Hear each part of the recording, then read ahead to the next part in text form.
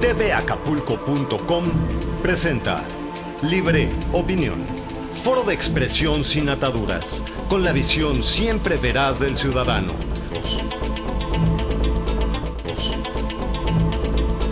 ¿Cómo le va? Muy buenas tardes, soy José de la Cruz Mayagoitia y le doy una vez más la más cordial bienvenida a Libre Opinión. La tarde de hoy tenemos como invitado al doctor Juan Salazar Priego. Él es cirujano general y tiene una subespecialidad en cirugía de colon y recto. Doctor, buenas tardes. Buenas tardes, doctor Mayagoitia. Bienvenido. Me acompaña, por supuesto, mi compañero de programa, Mauricio García. Mauricio, buenas tardes. Buenas tardes, doctor Mayagoitia. Buenas tardes, doctor Salazar. Bienvenido, gracias por su visita. Y le damos también la bienvenida a los que nos ven en plataforma de TV Acapulco o Facebook. Muy bien. Pues hoy vamos a hablar de un tema que es de mucha importancia para todos. Vamos a hablar del cáncer del colon y vamos a tratar de cubrir todos los aspectos, desde la etiología, el origen, por qué se produce, si hay alguna incidencia, si hay alguna carga genética, si es causado por los alimentos, qué tipo de alimentos, cuál es la prevalencia de la enfermedad, en qué lugares es donde estadísticamente hay más, cuáles son los tratamientos y lo más importante que sería si hay alguna manera de prevenirlos. No hay que olvidar que la medicina preventiva siempre es la mejor de las medicinas. Y para este tema, que es verdaderamente apasionante, el cáncer de colon, dejo con ustedes al doctor Juan Salazar Priego, nuestro invitado de la tarde de hoy. Adelante, doctor. Gracias, doctor Mayagoitia, Mauricio. Agradecerles la invitación y la oportunidad de poder transmitir al público algo de información acerca de esta importante enfermedad que tiene una gran importancia. Hacerles saber que el mes de marzo, precisamente, y aprovechando estas fechas, es que estamos realizando este tema. Es el mes de la prevención del cáncer de colon. El día 31 de marzo es el Día Mundial de la Prevención del Cáncer de Colon. ¿Y por qué es un tema importante? Porque es un tema que debemos de abordar en nuestros días. El cáncer de colon y el cáncer de recto es una enfermedad que desafortunadamente ha tenido poca información, incluso a nivel mundial e incluso en el área médica. Desafortunadamente es una patología que ha quedado un poquito atrasada en cuanto a el conocimiento que se le transmite a la población en general. Dependerá esto de varios factores, algunas cuestiones culturales, algunas cuestiones que tenemos ahí de una eficiencia en la prevención, en la salud pública, pero debemos de saber que es un tipo de cáncer sumamente frecuente. Para que vayamos poniendo un poquito en contexto la situación del cáncer colorectal a nivel mundial, es el tercer cáncer con mayor mortalidad a nivel mundial. Es decir, es el tercer tipo de cáncer que más muertes ocasiona a nivel mundial.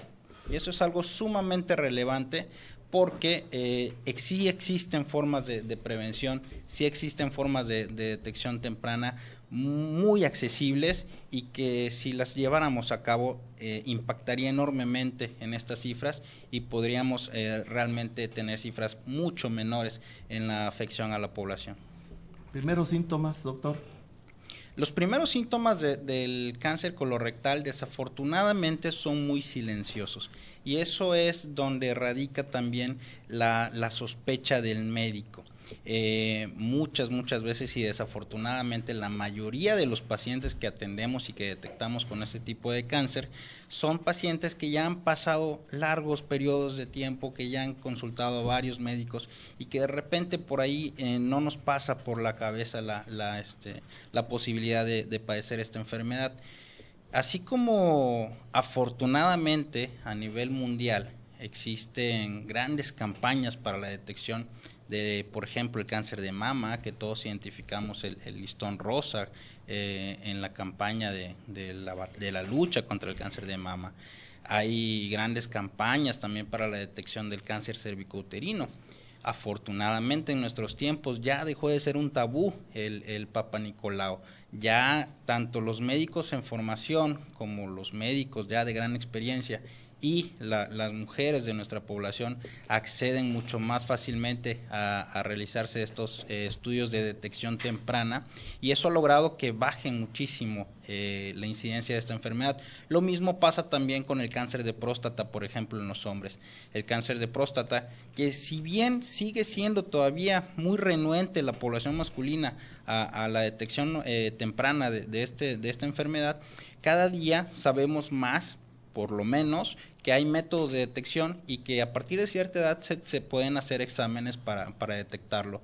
Lo mismo pasa con el cáncer de colon. El cáncer de colon y recto, que si juntamos nosotros la cantidad de pacientes que hay a nivel mundial entre hombres y mujeres, es el segundo tipo de cáncer más frecuente en el mundo. Es el segundo tipo de cáncer. ¿La relación entre hombre y mujer es más frecuente en hombres o en mujeres? Es un poquito más frecuente en hombres que en mujeres, 1.4 en relación a hombre y mujer, pero básicamente la diferencia es muy bajita. Es mínima. Es mínima. Entonces, este es un tipo de cáncer que no conoce de género, vaya. Claro. Es algo que ataca prácticamente igual a hombres y mujeres, y como comentábamos, los síntomas son muy silenciosos. Entonces lo que tenemos que hacer es una detección temprana en la población en general. En el mundo, las guías que se manejan para la detección del cáncer de colon y recto, se habla que a partir de los 50 años todo el mundo deberíamos de pasar por un método de detección oportuna de cáncer colorectal. ¿Marcadores tumorales? Desafortunadamente los marcadores tumorales no son un método diagnóstico para el cáncer de colon y recto. Sin embargo, son una herramienta sumamente útil una vez que hemos detectado el cáncer. ¿Sea 115, sea 132? Antígeno carcinoma embrionario. El PSA libre. Así es, el antígeno carcinoma embrionario, el ACE, es el marcador tumoral, que nos sirve mucho, por ejemplo, si un paciente ya tiene la enfermedad y es operado, nosotros lo vamos a solicitar con cierta periodicidad durante 5 años para detectar oportunamente si el cáncer ha vuelto. Exactamente, esa es la gran importancia que tienen este tipo de marcadores tumorales. Entonces, ¿cuáles son los síntomas? ¿Cuáles son los síntomas que nosotros podemos detectar tempranamente? Curiosamente, si nosotros le preguntamos a la población ¿cuántas personas tienen colitis? ¿O cuántas personas tienen síntomas en relación a colitis? Muchos.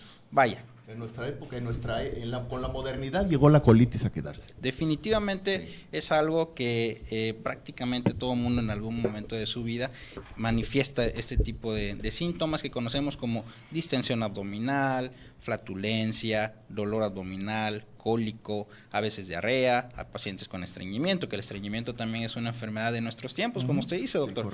Sí, es consecuencia de nuestros hábitos alimenticios. Entonces, es bien importante que la gente sepa que no todo el tiempo va a ser colitis y que hay que tener cuidado. Diverticulitis.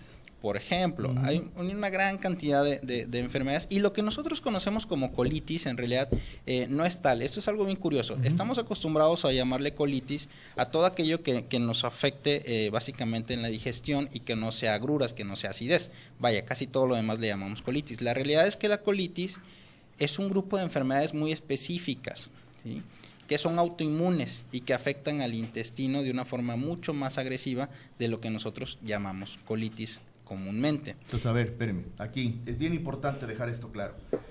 Estamos, las personas de nuestro público dan por un hecho que la colitis es provocada por la colitis nerviosa, por estrés, o colitis medicamentosa, o colitis por una mala alimentación. Pero lo que acaba usted de decir es sumamente importante, porque estamos hablando de una enfermedad autoinmune, y las enfermedades autoinmunes, bueno, pues como el lupus eritematoso, por ejemplo, y hay otras muchas más que no voy a mencionar porque no viene al caso, pero es el fundamento de la progresión de la enfermedad para que se vuelva cáncer, es precisamente el origen, la etiología, que es lo que usted señala. Y sí me gustaría que lo aclarara usted para subsanar esa duda, ¿no? Y sobre todo para quitar ese paradigma que todo el mundo piensa que lo que tiene es producto de algo que comió o de algo que le afectó o del rompimiento que tuvo con el novio, cuando en realidad es algo mucho más importante, ¿no? Así es, aquí hay que diferenciar muy claramente, como bien lo dice doctor, porque lo que nosotros comúnmente conocemos como colitis, generalmente se va a tratar un síndrome de intestino irritable. Así es. Lo que pasa es que le hemos puesto la etiqueta de colitis desde hace muchos años y como que ahí se quedó. Pero en realidad se trata de un síndrome de intestino irritable, que sí va a ser un trastorno funcional de los intestinos, que se va a caracterizar precisamente por dolor abdominal ocasional, por distensión abdominal, por flatulencia, por periodos en los cambios de hábito intestinal. Es decir, esto sí va a estar condicionado por nuestra alimentación, por nuestros hábitos, buenos o malos, y por nuestras emociones. Y por nuestras emociones. Eso es algo muy interesante, porque realmente la conexión que hay y la relación que hay entre el estado emocional y las manifestaciones de los síntomas a nivel del tubo digestivo son muy, muy fuertes, y empíricamente todos lo sabemos. Vaya, cuando hay aquellas situaciones que nos causan demasiado estrés, que nos causan mucha preocupación, angustia, generalmente también se acompaña de algún síntoma intestinal. Entonces, ¿qué es lo que pasa con la detección oportuna del cáncer? Estos pacientes que toda la vida padecen de su síndrome de intestino irritable, pero que de repente manifiestan alguna cosa diferente, algo diferente. Por ejemplo, pacientes que no son estreñidos, que toda su vida han tenido un hábito digestivo, digamos, normal. Más o menos normal. Y que en una edad adulta empiezan a estreñirse. Ese es un foco de alarma. Okay. Una situación muy, muy importante, y que esto es algo que yo quisiera dejar como un mensaje muy claro también, es que no todo lo que sangra en el recto van a ser hemorroides. Desafortunadamente, pensamos que de lo único que un paciente se puede enfermar a nivel rectal son de las hemorroides, y aquí hay que tener muchísimo cuidado. Muchos de los pacientes que desafortunadamente hemos detectado con cáncer de recto han sido por mucho tiempo manejados como pacientes con enfermedad hemorroidal. Incluso ellos mismos piensan que son hemorroides. ¿Por qué? Porque hay sangrado. Y ahí sí tenemos que tener mucho cuidado, porque precisamente uno de los síntomas más comunes de los tumores a nivel de colon y recto es el sangrado. Y obviamente estamos hablando de dos dimensiones completamente diferentes, de una enfermedad muy benigna como la enfermedad hemorroidal a una enfermedad que potencialmente puede ser muy catastrófica como el cáncer. Y ya tenemos estreñimiento y sangrado rectal como probables síntomas de alarma para poder avanzar en un mejor diagnóstico, ¿no? En la búsqueda de descartar o de confirmar si existe un cáncer presente. ¿Cuál sería otro de los síntomas, doctor? Otro de los síntomas es precisamente lo que les comentaba, el cambio en el hábito. Nosotros le llamamos cambio en el hábito evacuatorio. Es decir, un paciente que de repente o poco a poco va cambiando la forma en la que habitualmente evacúa. Es decir, un paciente que de repente hace cuadros de diarrea frecuentemente, un paciente que de repente evacúa con moco, que es algo que de repente también confunde mucho a los pacientes y también a veces a los médicos, porque pensamos que esto siempre se va a deber a alguna especie de parásitos, a alguna especie de amibiasis, y entonces están recibiendo antibióticos, están recibiendo este tipo de antiparasitarios por mucho tiempo, y el paciente no mejora, se empiezan a agregar otros síntomas. Muy importante también es el síndrome de desgaste, pacientes que van perdiendo peso, pacientes que se sienten cansados. Esto no es absolutamente normal. A veces los pacientes incluso me dicen, es que yo sangro porque tengo colitis. Definitivamente el síndrome de intestino irritable no causa sangrado, y eso es, creo, el síntoma que más debe de prendernos un foquito de alarma, y sobre todo cuando esto se asocia a pérdida de peso, pérdida de apetito, cambios en los hábitos, este conjunto de síntomas que a veces puede ser muy poquito a poco, pero a veces también lo dejamos pasar y el paciente ya llega con tumores muy grandes que han tapado el intestino y que ya llegan a un servicio de urgencias con un cuadro de oclusión intestinal que es una urgencia ya quirúrgica. Es decir, este paciente tiene que ingresar a cirugía de urgencia con todo lo que ello implica, incluso poner en riesgo su vida. Y por otro lado, casos todavía más catastróficos en los que esta misma oclusión intestinal puede llevar a una perforación intestinal. Entonces estos pacientes realmente ya están en una batalla por su vida, en una situación de urgencia muy, muy grave. Doctor. Y en la perforación que desencadena una peritonitis y por supuesto un cuadro séptico que lo llevaría a la muerte. Mauricio. No. Bueno, era un comentario.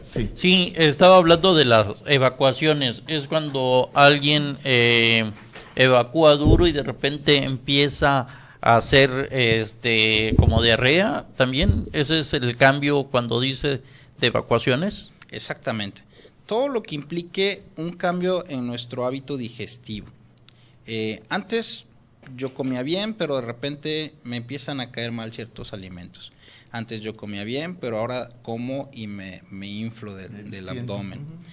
Antes yo comía bien, pero ahora cualquier cosa me da diarrea. Antes yo evacuaba sin problema, pero ahora tengo que hacer varias veces al día y siento que no termino de evacuar, no quedo satisfecho. Personas que de repente evacuaban sin ningún problema y ahora son estreñidos. Y datos muy importantes como los que les comentaba, el sangrado, eso es algo muy, muy importante.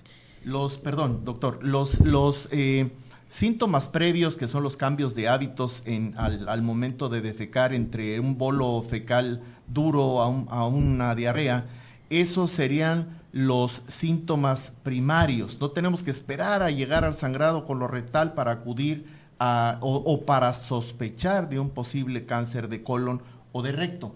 Tendríamos que acudir desde los primeros síntomas para hacernos el carcino embrionario o para ponernos en manos de un especialista como usted. ¿Es correcto? Es correcto.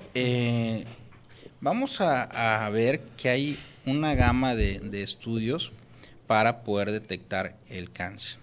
Pero aquí les voy a cambiar un poquito la jugada. Nosotros no queremos detectar el cáncer. Tratándose del cáncer colorectal, nosotros tenemos que tener en claro también que es un cáncer que toma mucho tiempo en desarrollarse. Entonces, les comentaba hace rato que a partir de los 50 años, todo mundo deberíamos de someternos a algún tipo de prueba para detección oportuna. ¿Qué es la detección oportuna? Eso es algo que también debemos de explicar un poquito. El cáncer de colon y recto es un cáncer de crecimiento muy lento. Afortunadamente, eso nos da una gran ventana de tiempo para su detección y tratamiento oportuno. ¿Cómo empieza el cáncer? Adentro del intestino, lo que es el revestimiento interno, ¿sí?, se llama mucosa. Y es un epitelio, es un revestimiento que es muy parecido a un terciopelo muy fino. En se empiezan a desarrollar unas lesiones benignas que se llaman pólipos. Y estos pólipos empiezan como unas lesiones de milímetros, 1, 2 milímetros. Entonces, cuando nosotros aplicamos un método de detección oportuna, lo que queremos encontrar son los pólipos, no los tumores. Estos pólipos siguen creciendo porque hay una afección a nivel genético del epitelio de la mucosa del intestino. La carga genética es determinante. Es muy importante. Aparte de ser predisponente, es determinante. Es muy, muy importante. De hecho, hay enfermedades hereditarias en las que el riesgo de cáncer de colon es prácticamente del 100%. Esto sí llega a ser así. Afortunadamente son los menos, son casos muy, muy poco comunes. Pero cuando nosotros, por ejemplo, realizamos una colonoscopía, que ahorita me gustaría ampliar un poquito al respecto, lo que queremos encontrar a partir de los 50 años es los pólipos. ¿Por qué? Porque son lesiones todavía benignas, aunque van a dar lugar, si las dejamos crecer, a los tumores ya propiamente con cáncer. Ahora, estos pólipos se pueden quitar mediante el mismo estudio de la colonoscopía. El paciente está dormido, no siente nada, se le quita el pólipo y se le quita el riesgo de padecer cáncer por esa lesión. La edad promedio de la presentación del cáncer de colon y recto es de 65 años. Entonces, si nosotros a partir de los 50 años hacemos métodos de detección y quitamos estas lesiones premalignas, ese paciente no va a tener cáncer a los 65 años, vaya, le quitamos el riesgo de padecerlo. ¿Por qué? Porque este tumor toma aproximadamente entre 8 y 10 años en desarrollarse, o sea, en volverse cáncer. Hay una frase que a mí me gustaría compartirles, que dice que si el cáncer colorectal se detecta a tiempo, 9 de cada 10 pacientes tienen un excelente pronóstico. Si el cáncer colorectal no se detecta a tiempo, solamente van a sobrevivir 1 de cada 10 pacientes. Se invierte proporcionalmente esto. Esta es la gran relevancia de poder llevar este mensaje no solo a la población, sino también a toda la comunidad médica y también a las autoridades encargadas de la salud, porque desafortunadamente pues hay muy poco de esto en la práctica médica diaria. Cuando nosotros queremos hacer una medida de control para saber cómo está nuestro colesterol, nuestros triglicéridos, el de alta y de baja densidad, etcétera, el índice aterogénico, pues acudimos a que nos hagan un perfil de lípidos y lo hacemos con la frecuencia, pues algunos cada año, algunos cada 6 meses, y con ese estudio sabemos cuál es nuestro pronóstico para desarrollar una enfermedad cardiovascular. Lo que he entendido hasta ahorita, que usted sugiere es que a partir de los 50 años nos hagamos una colonoscopía. Así es. Okay. ¿Con qué frecuencia? Importante. Eso sería lo ideal. A partir de los 50 años en la población, porque usted comentó algo muy importante, la herencia. Entonces, para la población en general, que no tiene un factor hereditario fuerte, se considera a partir de los 50 años hacer el mejor estudio es la colonoscopía. Es el mejor estudio, sin embargo existen otras alternativas. Para una persona que, por ejemplo, tiene un antecedente familiar directo, que haya tenido cáncer antes de los 60 años, es decir, si por ejemplo algún familiar mío directo hubiese tenido cáncer a los 50 años, yo tendría que hacerme la colonoscopía 10 años antes, 40. Por este mismo factor cronológico que les comentaba. Entonces mi primer colonoscopía debería ser a los 40 años. En las guías internacionales se está promulgando para que se reduzca esta edad a los 45 años, porque cada vez estamos detectando el cáncer en personas más jóvenes. Cada vez estamos detectándolo en personas, incluso he tenido pacientes menores de 30 años con cáncer colorectal. Esa era la pregunta. Normalmente el cáncer no respeta edades. Hemos encontrado distintos tipos de cánceres en niños. Y bueno, y de ahí, ya lo dijo usted, no respeta tampoco sexos, hombre o mujer, y las edades. Pero sí me gustaría saber, un cáncer como ¿a qué tan temprana edad se encuentre algún registro estadístico de que haya aparecido en una persona? La situación es que hay, como le comentaba, ciertos síndromes hereditarios en los que a partir de la infancia hay que empezar a hacer las colonoscopías y son jóvenes que tienen que operarse de colectomía, es decir, retirarles el colon a la edad de 18 o 20 años, porque son pacientes que tendrán un 100% de riesgo de cáncer. Eso es en situaciones muy específicas. Claro. En la población en general, 15% de los pacientes con cáncer colorectal van a tener menos de 50 años. 15% no es una cifra nada despreciable, porque de repente pudiéramos decir, bueno, 15% es muy poquito. Sin embargo, si lo ponemos en una dimensión en de 15 personas o 15 pacientes entre 100, y si nosotros nos los imaginamos ahí juntitos y le ponemos una camiseta verde a esos 15 pacientes, van a ser una cifra significante. Una mancha verde importante. Exactamente. Sí. Entonces, es por eso también la importancia de acudir al médico. Y de captar los datos de alarma que pueda tener un paciente para ver si es candidato o no a realizarse una colonoscopía. Doctor, usted ha dicho una palabra importante sobre la concientización del paciente, pero ¿qué tan conscientes están los médicos familiares y otros médicos que en verdad pues no lo vean como usted nos los ha explicado, una colitis, cuestiones de amibas, y es lo primero que recetan, desparasitación o inflamación por hábitos alimenticios?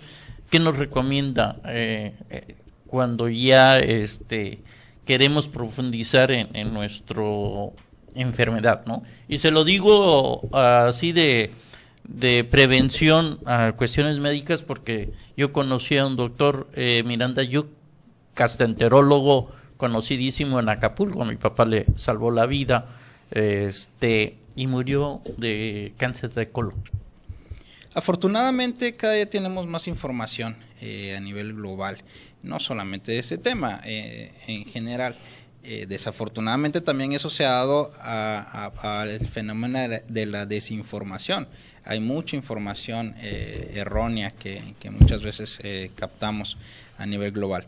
En cuanto a esto, precisamente es parte de la labor que queremos hacer en el día con día de concientización, tanto en el ámbito médico como en la población en general.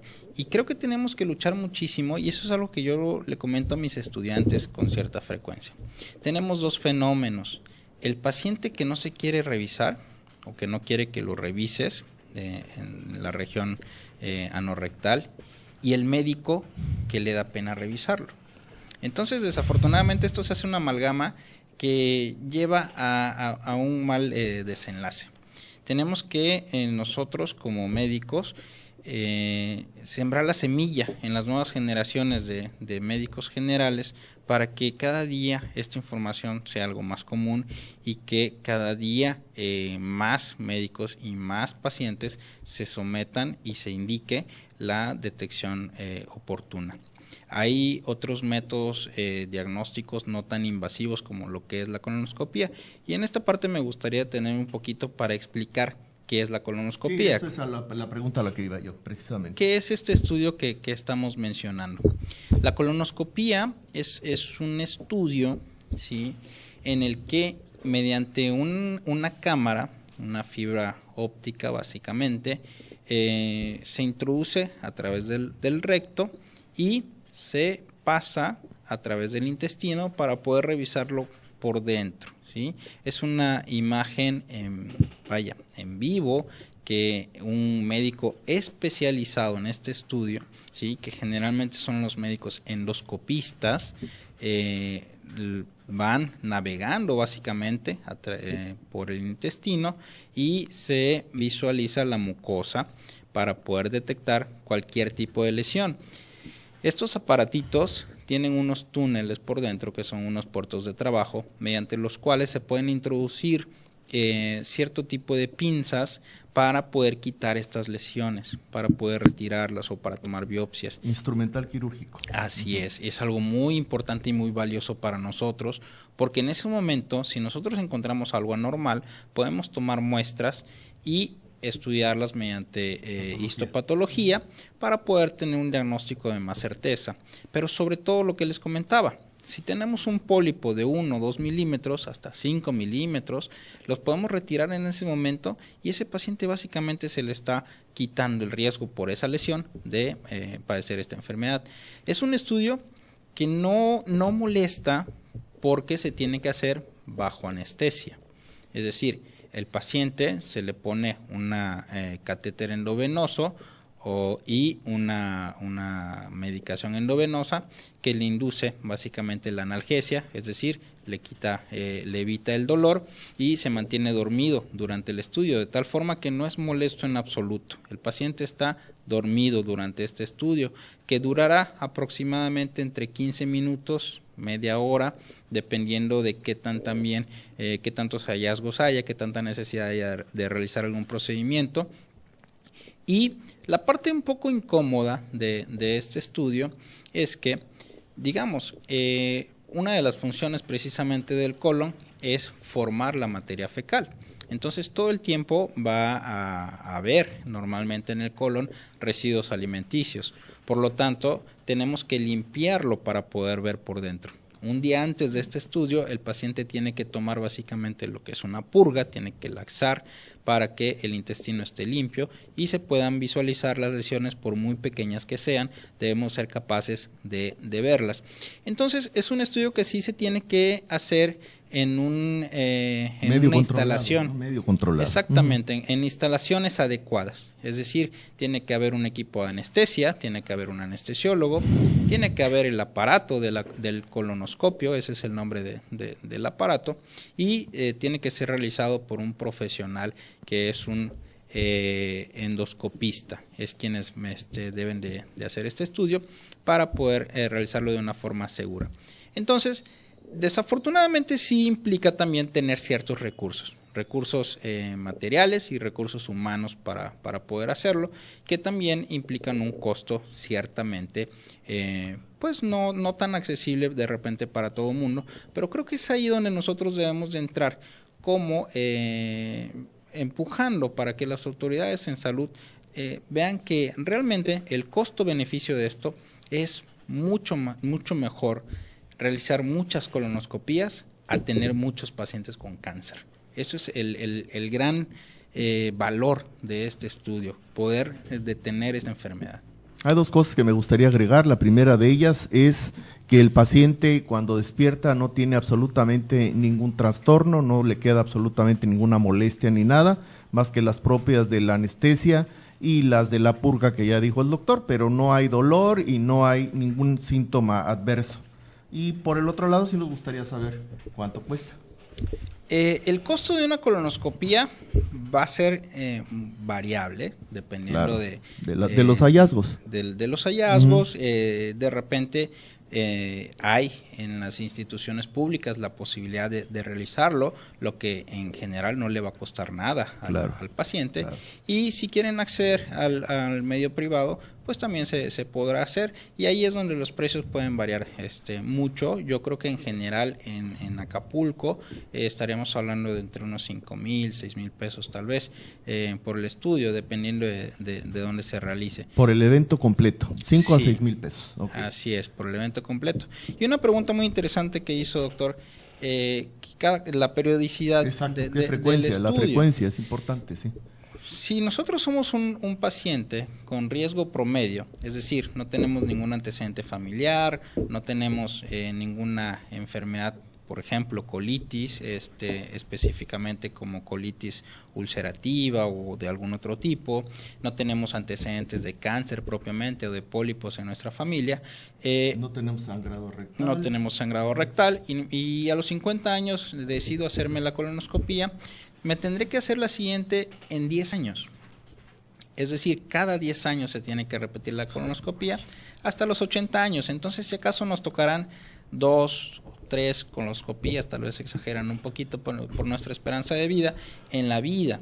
Y si nosotros en una de esas colonoscopías, que básicamente en la colonoscopía que nos hagamos a los 50 años, detectamos los pólipos, vaya, ahí va a variar un poquito y tendremos que hacerla tal vez a los 2 años, dependiendo del resultado. Y si en la que nos hagamos a los 2 años no sale nada, caerás hasta los 10 años otra vez. Entonces es directamente proporcional al riesgo.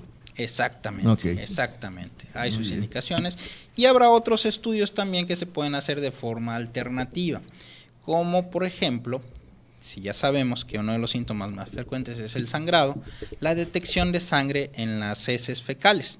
Hay estudios de laboratorio que podemos nosotros realizar de forma indirecta para detectar sangre en las heces.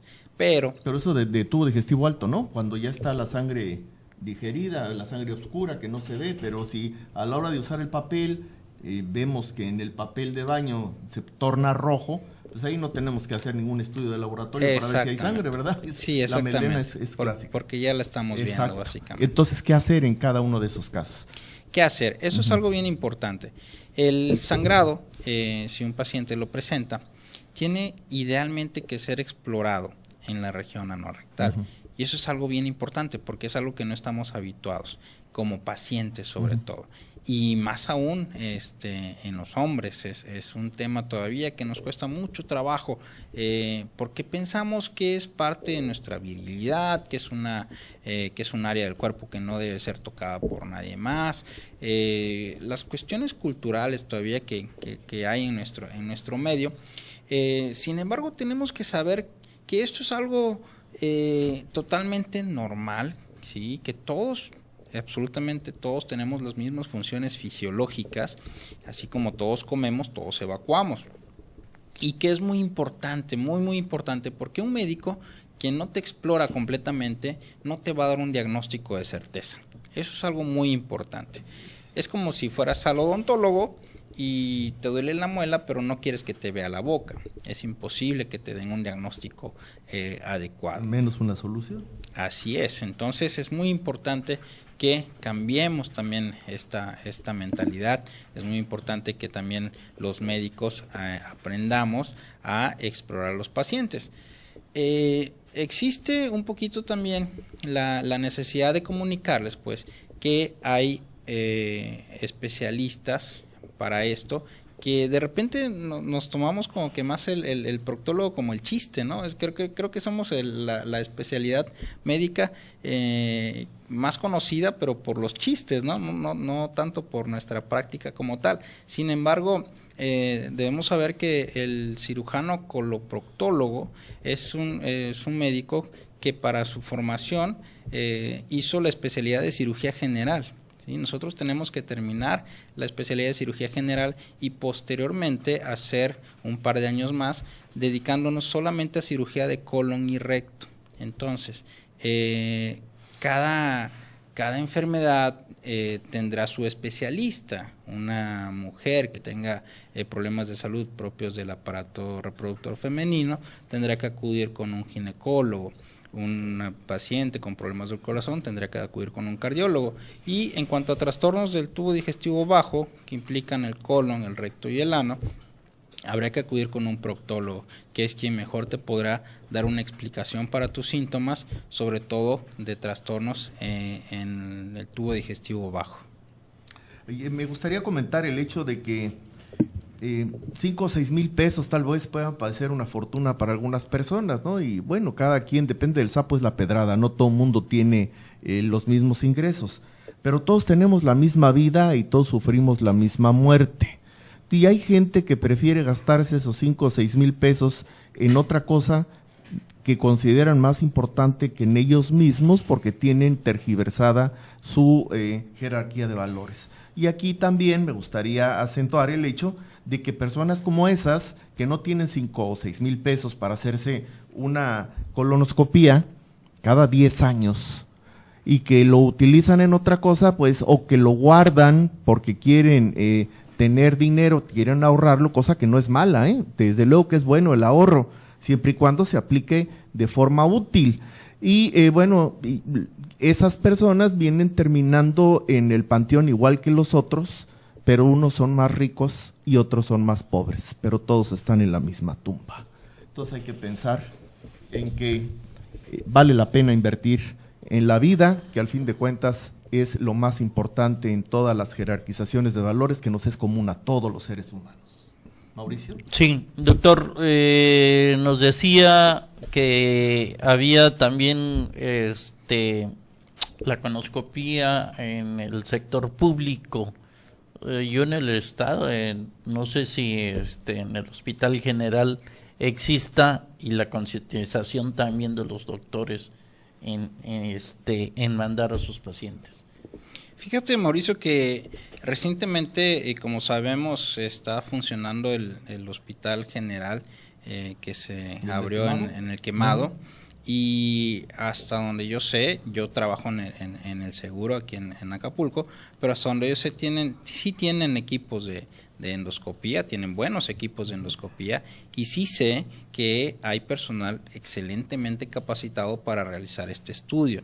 De tal forma que de algún modo las personas que no tengan o que no cuenten con los recursos para pagar este estudio por medio privado, siempre va a haber una opción, en el sector público, que tal vez, como sabemos, desafortunadamente se lleve más tiempo. Exacto. Puedan ser un poquito más engorrosos los trámites, ver tal vez más médicos, pero siempre va a haber la forma de hacerlo. Y es aquí donde, les repito, tenemos que trabajar nosotros, tenemos que informar, tenemos que hacer del conocimiento tanto de las autoridades como de la población, para que esto cada vez sea más accesible, para que esto cada vez esté más al alcance de todos los médicos, esté más al alcance de todos los pacientes y podamos revertir esta tendencia. Afortunadamente, a partir de los años 80, la mortalidad por esta enfermedad ha ido disminuyendo porque los tratamientos han mejorado muchísimo. Las técnicas quirúrgicas incluso han cambiado. Entonces es más probable que una persona que se detecte con una enfermedad pueda ser curada que antes. Sin embargo, como sabemos, desafortunadamente en nuestro país no contamos con estadísticas precisas del desarrollo de la enfermedad y todavía nos queda trabajar mucho en esto, todavía nos queda mucho por trabajar. Tenemos mucho la idea de que el oncólogo es el único médico que puede tratar el cáncer. Y en gran medida en nuestro país todavía sigue siendo así. Sin embargo, es muy difícil que un solo médico pueda saber todo. Es muy difícil que un solo médico pueda saber de todos los cánceres del cuerpo. De tal forma que por eso cada día habemos más subespecialistas y cada día esto nos permite conocer más a fondo de cada órgano y de sus enfermedades. A nosotros nos toca mucho trabajar en esta situación de las enfermedades del colon, del recto y el ano, y nos toca trabajar mucho para que en un futuro todas estas enfermedades que hoy en día en nuestra sociedad son catastróficas puedan ser un grupo de enfermedades que entren dentro del cuadro básico de la prevención, que un médico general pueda indicar estos estudios, que un médico general pueda decirle a un paciente se le va a hacer esto y de ahí ya con un diagnóstico poder derivar al paciente si fuera necesario.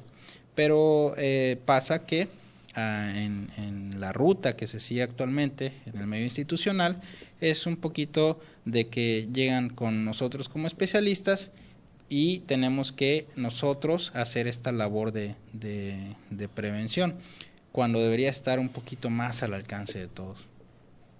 Sí, claro, en ese aspecto yo tengo seguro social y para llegar a hacerme una conoscopía, híjole, he tenido que brincar bastantes charcos, exigiéndolo yo como pacientes, y sí es una traumatología bastante larga, y me he encontrado muchos amigos, amigas donde tienen también problemas de gastro, y lo que realmente les dicen que tienen divertículos y gastritis cuando presentan inflamación de intestinos, así como sangrado, y poco a poco pues es el recurso de tratar de, como usted dice, de explorar el por qué vienen estas inflamaciones, sangrado y la desinformación a veces por el médico propio. Sí, es donde debemos de trabajar, debemos de generar un impacto en la salud pública. Cada día, afortunadamente, como les cuento, pues hay más información.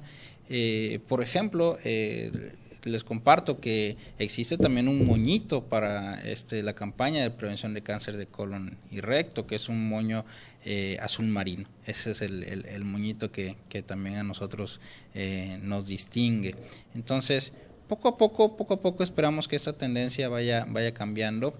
En cuanto a la especialidad que yo realicé dentro de la cirugía general, que es la cirugía colorectal, somos aún muy pocos en el país, somos pocos especialistas para la gran población que atendemos, pero también poco a poco hemos ido creciendo, y esto permite también que se difunda más esta información y que vayamos generando conocimiento, que vayamos generando mejores tratamientos y que también nos vayamos acercando más a la gente.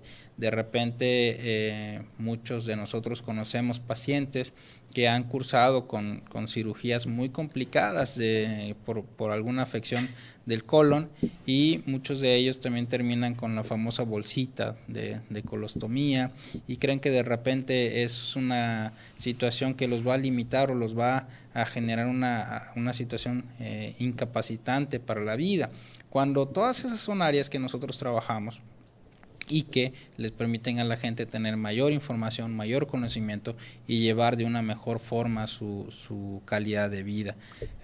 Y no solo eso, vaya, hay muchísimas otras enfermedades que como cirujanos colorectales manejamos. Por ejemplo, los casos de incontinencia fecal, que es algo muy común en la población femenina, que también desafortunadamente no se atiende por las situaciones socioculturales. A las señoras les da mucha pena reconocer que tienen algún problema de incontinencia fecal, que también, por cierto, puede llegar a ser un síntoma de esta enfermedad. Lo mismo pasa con los hombres, ¿no? Situaciones de prolapsos, todo aquello que tenga que ver con enfermedad anorrectal va a causar muchos prejuicios en el paciente, y si este paciente llega a buscar ayuda con alguien que no lo trata adecuadamente, se va a retraer aún más y ya no va a buscar ayuda. Entonces, parte también de nuestra campaña de concientización hacia la población de que estas son enfermedades sumamente frecuentes, son enfermedades realmente muy, muy comunes, y que son como cualquier otra enfermedad, tiene que ser valorada y tratada por un profesional de la salud. También, desafortunadamente, hay muchísima tendencia a recurrir a medicamentos alternativos que no tienen una validación, que no tienen un estudio, que de repente le hacemos mucho caso a las recomendaciones de amistades, de familiares, que suponen que se trata de alguna enfermedad benigna o que se trata de algún padecimiento que se puede manejar con algún tipo de medio alternativo, y con eso podemos estar retrasando algo mucho más serio, mucho más severo para nuestra salud. A mí me llama mucho la atención que haya usted dicho casi al inicio del programa que este tipo de cáncer, el cáncer colorectal, ocupa el tercer lugar a nivel mundial en mortalidad. Y en México tenemos campaña, también usted lo dijo, campañas masivas dentro del área de la salud pública de lo que es el cáncer cervicuterino, el cáncer de mama, el cáncer de próstata, pero no hay ninguna campaña por este cáncer, que es la tercera muerte a nivel mundial. Y yo me pregunto y le pregunto, ¿por qué? Por desconocimiento. Básicamente creo que es el gran problema que hay, y afortunadamente, y es donde también les agradezco a ustedes, el que podamos estar participando en esto, que podamos estar siendo un poquito del motor de cambio, que tenemos que ir haciendo esto cada vez más ruido, que se vaya haciendo más conocido, porque sí, o sea, suena muy ilógico, ¿no? Lo que pasa es que esto pues va cambiando. De repente, en algún momento, el cáncer de mama tuvo un papel de mucho mayor mortalidad que el que tiene ahorita. Sí. Y esto no lo vemos reflejado hasta muchos años después. Esa es una situación que no genera inmediatez.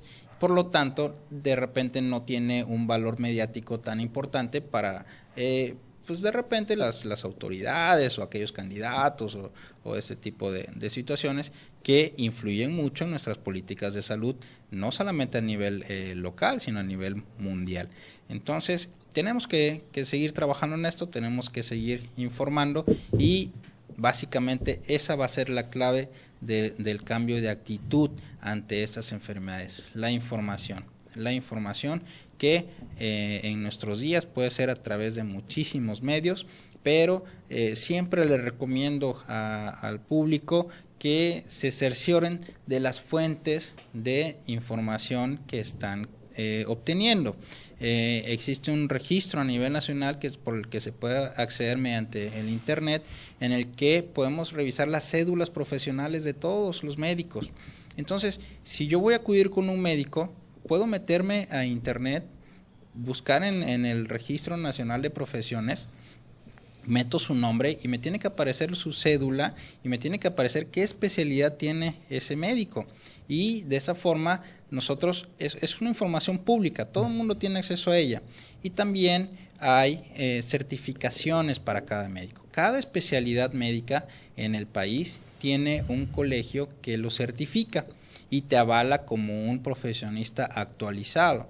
Y lo mismo, puedes ingresar a estos bancos de información y saber si el médico con el que tú te piensas atender es un médico que cuenta con la preparación necesaria para darte tu diagnóstico y tu tratamiento más adecuado. El tiempo se nos va y a mí me gustaría preguntar, ahorita te dejo que preguntes, Mauricio, Sí, nada más rapidísimo. A mí me interesaría saber, usted hace medicina privada, práctica privada y hace medicina institucional. Estamos hablando de que esto tiene el tercer lugar en muertes. ¿Cuántas endoscopías hace usted en la medicina institucional donde trabaja al mes? ¿Y cuántas hace en la práctica privada? Solo por tener una idea de la forma en la que las personas acuden, reaccionan, se interesan, se comprometen y hacen conciencia. Más o menos. Yo tengo la suerte de poder estar en contacto con nuestra población de una forma muy directa mediante mi labor médica en el Instituto Mexicano del Seguro Social, en el hospital regional de nuestra ciudad. Y va a ser un poquito sesgado también porque precisamente todos los pacientes que yo reviso ahí son pacientes que ya me son referidos, que ya vienen encaminados hacia mi especialidad y por lo tanto la frecuencia en la que les solicito este estudio es muy alta. Estamos hablando de que básicamente en un día yo veré un promedio de 20 pacientes tal vez y estos 20 pacientes... De estos pacientes, más o menos a unos entre 2 y 5 por día de consulta, les solicitaré el estudio. Perdón, ¿esto es diario?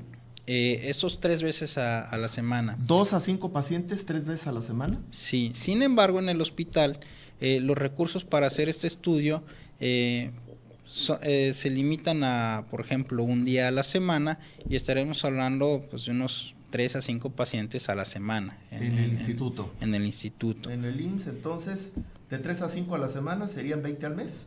Aproximadamente. Un número 20 aproximado. al mes. ¿Y en la consulta privada? Y en la consulta privada este estudio se solicitará, pues estaremos hablando de unos 10 al mes tal vez. Y ese es con un gran optimismo, ¿no? Sí, de repente, sí. de repente. Sí. Pero, como les comento, tomando en cuenta que son pacientes que llegan directamente conmigo porque ya son referidos por alguna patología específica del colon, entonces es mucho más frecuente. Si lo consultamos con un médico general, por ejemplo, bueno, probablemente tal vez ni siquiera se lo soliciten, claro. o si hablamos con un gastroenterólogo, pues va a ser mucho más, ¿no? Esto puede ser muy variable. Lo que yo quería... comprometerlo aquí, doctor, en el programa Libre Opinión de pues apoyar, ¿no?, esta labor que está haciendo usted de concientizar a la medicina y a los pacientes. Si en un futuro nos podría visitar con una película donde se podría ver esas conoscopías, lo que se detecta, cómo se desarrolla el cáncer, qué es lo que debemos de cuidar. No sé si nos puede apoyar. Yo quisiera voltearle la oferta. O sea, más que comprometerlo, ofrecerle claro el espacio que tenemos aquí nosotros para que usted venga en un futuro, cuando así lo juzgue conveniente, a presentarnos un caso clínico o 2 casos clínicos en donde traiga usted video, traiga usted fotografías y le podamos explicar a la gente con mucho más precisión qué es una colonoscopía, cómo se ve el intestino por dentro, cómo se ven los pólipos y que haya por lo menos mayor información, que al fin de cuentas usted y yo sabemos que la información nos hará libres. Claro que sí, con todo gusto y les agradezco yo a ustedes también esta oportunidad de compartir con ustedes y con su público, con la audiencia y siempre que se trate de poder dar información, vamos a estar en total disposición para ello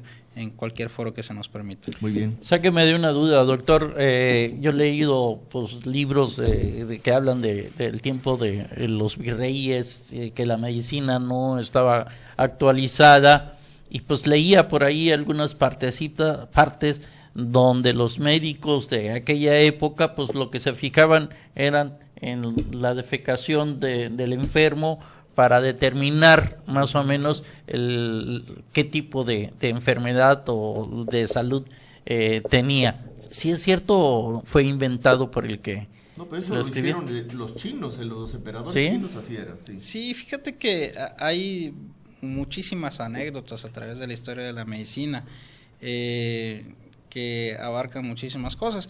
En cuanto a esto, básicamente todo esto lo traspolamos a, por ejemplo, los estudios de laboratorio que se pueden hacer en la materia fecal.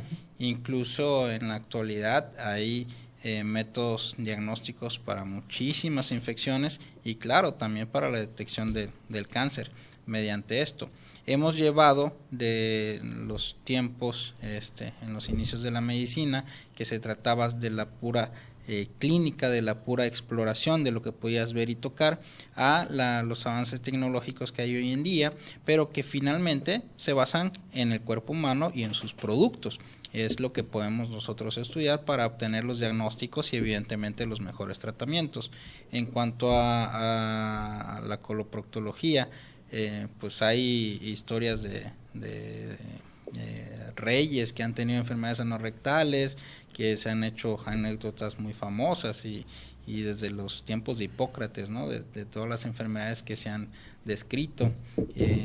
Por lo tanto, pues sí, es muy interesante el estudio de cualquier rama de la medicina, siempre la medicina, y es algo que yo también le quiero plantear al público, porque siempre decimos, lo más valioso es la salud. Eso es un dicho muy, muy común. Lo más valioso es la salud, o mientras haya salud, ¿no? Eso es algo también que decimos muy frecuentemente. Sin embargo, ¿qué tanto valor real le damos a nuestro cuidado de la salud? ¿Qué tanto valor real estamos dándole, por ejemplo, a realizar algo de ejercicio todos los días, a mantener una dieta lo más adecuado que se pueda, a no fumar, a limitar la ingesta del alcohol, a limitar la ingesta de las grasas? De repente tenemos que cambiar también todo esto, ¿no? Si esto fuera una realidad, seríamos otra sociedad. Nuestros gastos en el tratamiento de enfermedades se irían muy reducidos en el gasto que sería la prevención, y es ahí donde debemos de trabajar.